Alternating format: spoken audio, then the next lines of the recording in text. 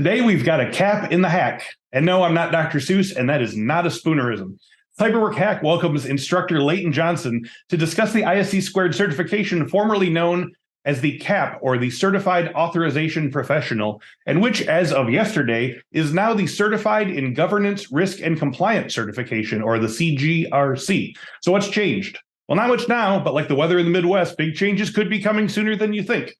So do your due diligence today and join me for this Cyberwork Hack.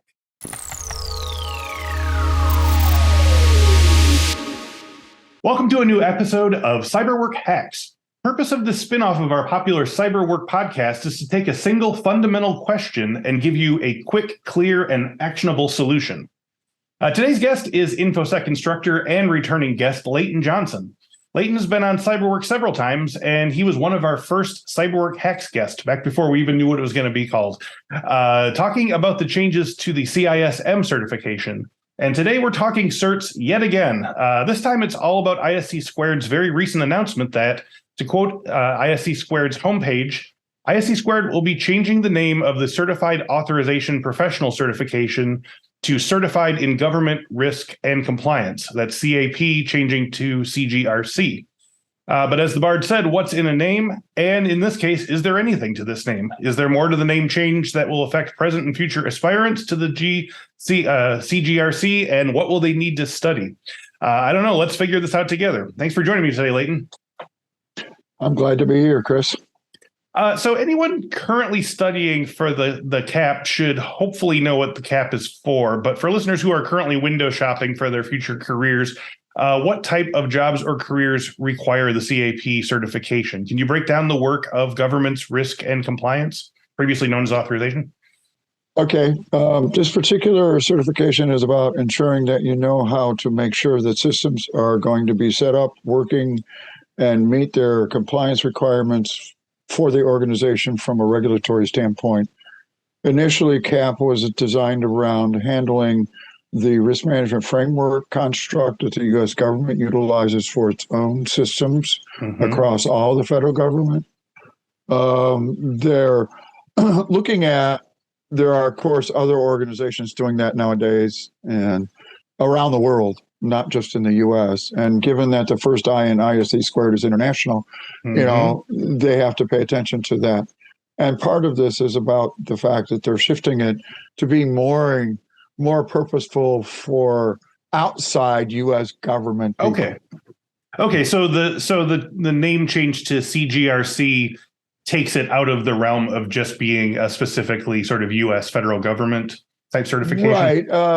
They're doing it in stages. 2 years ago, they updated CAP's contents, and they started including in that point some international efforts around ISO 27000's information security management system guidance that most of the European organizations utilize, and started bringing in some other areas. This time, it's actually what they're doing is they are literally changing the name, leaving the rest of the material alone for right now. Okay. I would expect that next year, which is about the right cycle, they update them about every 2 to 3 years. The last time being done was in the spring of 2021. So I would expect that next year when they do their update, they'll bring in more flavors from other organizations and other activities around ensuring that the governance guidance, the performance guidance, as well as the risk guidance is a little bit more generic than being strictly focused on just 837 risk management framework guidance, which is what it's been since it came out. Got it. So apart from the change of name, nothing's really changing with the cert this year specifically, but it did change in 2021, right? Not when it did. They're changing it next week. It's February 15th when it goes into effect. Yep. They really haven't changed anything. They left the domain structures. They left the weights the same. They left the information relatively the same. They're expanding it out a little bit as they go along, given that there are obviously, more than just 6 or 7 steps like there is in the risk management framework. that you Right. have to deal with governance and risk management. And so, as part of this effort, they're leaving it as it is right now. So, people who are studying for the CAP, you don't have to worry. It's the same material. Yep. Okay. That type of thing. They actually just sent me a new book. I literally got it yesterday. Oh, okay. And it's the same material because I had the old one beforehand, because I've had the CAP since it came out and that type of thing, because that's my background. And as part of that, they're still staying there, still working through these efforts.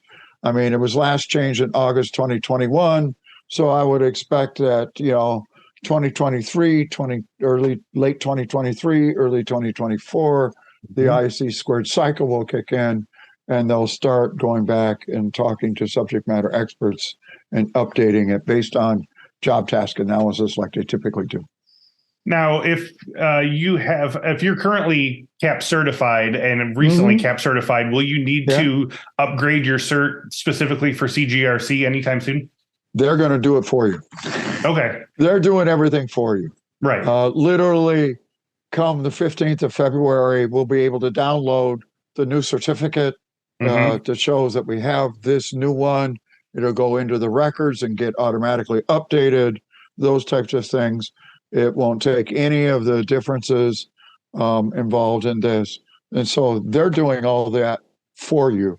So anybody who already has one, ISC squared will let you know what you need to do, which is literally probably just sign in and download the new certificate.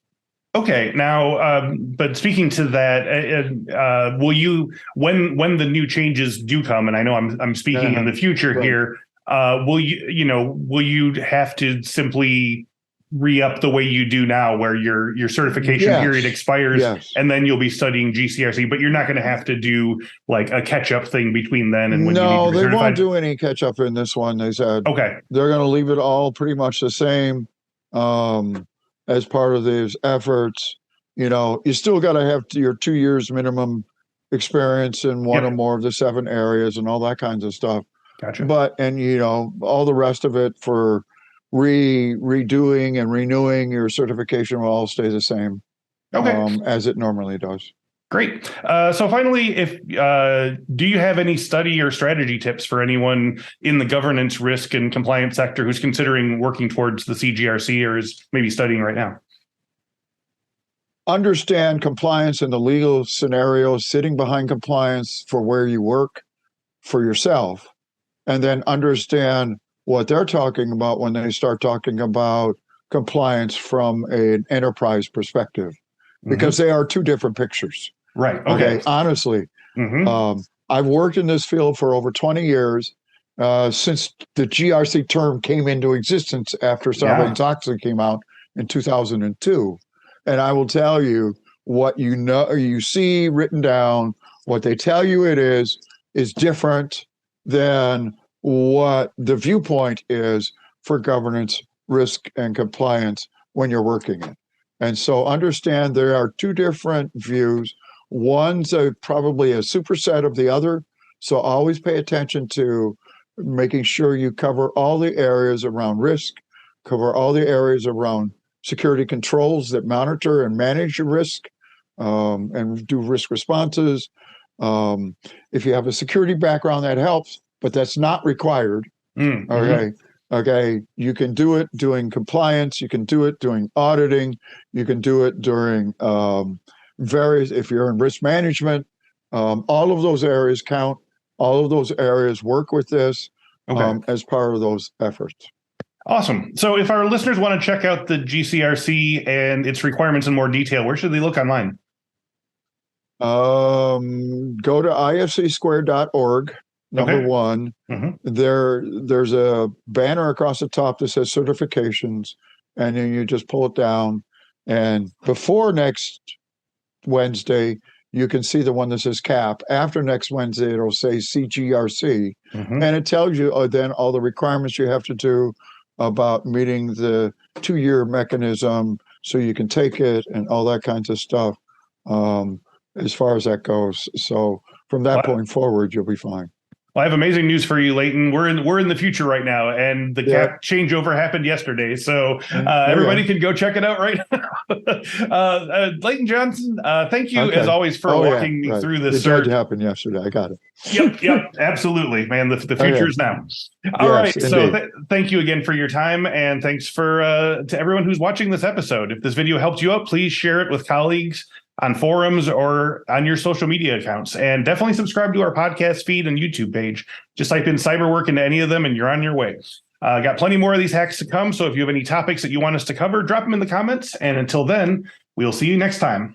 Take care. Hey, if you're worried about choosing the right cybersecurity career, click here to see the 12 most in-demand cybersecurity roles. I asked experts working in the field how to get hired and how to do the work of these security roles so you can choose your study with confidence. I'll see you there.